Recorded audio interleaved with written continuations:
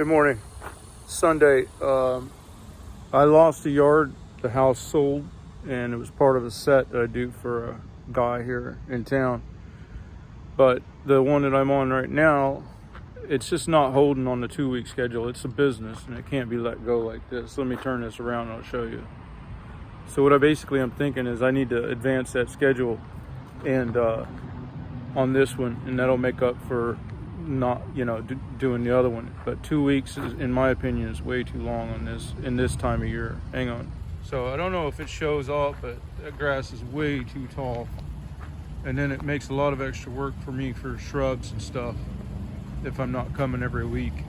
So probably what's going to happen is I'm going to switch it to weekly or every 10 days through the rest of the summer, and that'll help make up for that other one coming off the schedule. All right, well, I'm going to get started.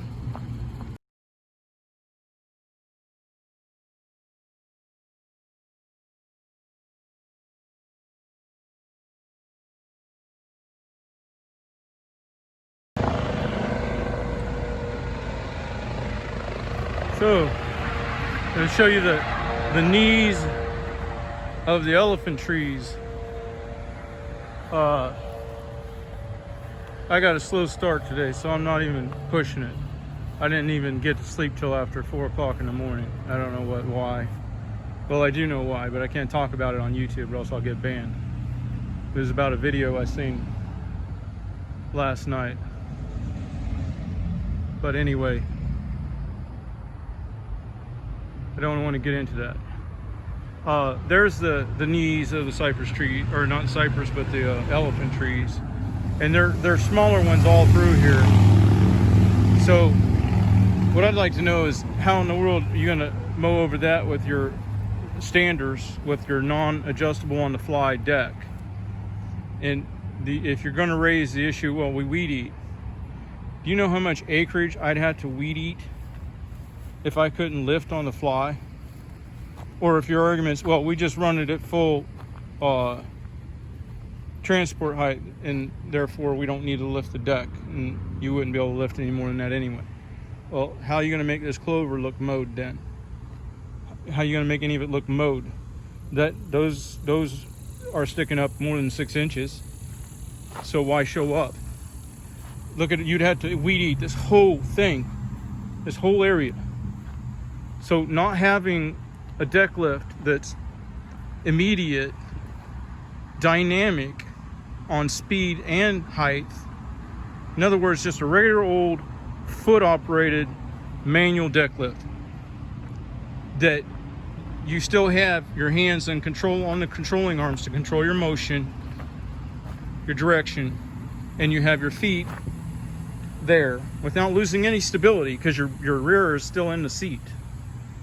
So I don't know how that's ever going to be overcome, and I don't understand how nobody sees that as a legitimate issue as to the validity of the stander.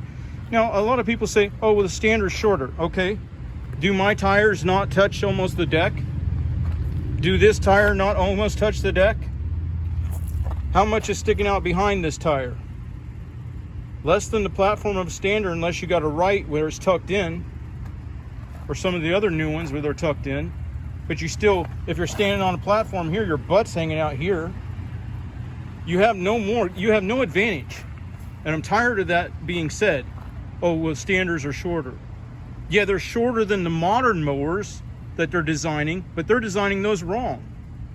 They're bringing a whole bunch of extra baffling out here, okay, that they don't have to do. They may think they need to because of safety, because as you can see, well, the blade isn't clocked around here, as luck would have it. As you can see, the blade is right there. So if somebody put a foot there, boom. Or if you tipped a rock, it could come out at a 30 or 20 degree angle and take out a window 50 feet away. Well, I'm noticing a lot of the standers don't have any of those protections built in on the leading edge of their deck either. So the arguments have to be in true comparison, apples to apples, oranges to oranges. And when it comes down to it, you have to have a front tire, you have to have a deck, you have to have a rear tire. There's no way you can change those dimensions. Okay? They have to be X amount of distance. So, and this is a 72-inch mower. I can measure front to back, and we can go back and forth on this all day long. I can go get an old Hustler 60. I can go get an old Hustler 52, and you'll see that they get shorter and shorter because the deck was a little bit smaller and the frame got shrunk a little bit on each model. Now, nowadays, they ain't doing that. A lot of manufacturers aren't. Wright is the only people that's doing anything intelligent as far as overall geometry. And that is that they're keeping their machines as abbreviated as possible, and their deck design is as tight as possible. It comes in here, bumps out a little bit, and goes over. I don't know if I like some of the webbing they're putting on the deck that he's saying, the Ed Wright is saying, is to fine the clippings, because my problem is having fine clippings. They bundle up, they clump up. I don't want fine clippings. So on the front of these baffles on his new deck, he's putting a little web that holds the grass into each chamber a little bit longer. Well, I'd rather blow out. If I'm mowing something over ground, I'd rather blow out and let those loose, big clippings lay on top of the grass. And then if they look terrible, come back over another pass. That's a lot easier than having to come back and deal with wet clumps that if you run a tire over it, it mashes into the ground and causes a dead spot. Would you rather get out and pick up dead, big, wet, finely chopped clumps? And when you chop too fine, it's also going to cause all that adhesion under the deck. Or would you rather come back and do a finish pass just to air it out and blow them clippings out? But that's my opinion on that. I got to finish this up. This one here takes me a while because now I got to do shrubs and everything. I'm switching out to a different weed eater because I don't want to smoke that one. It's been running for quite a while, and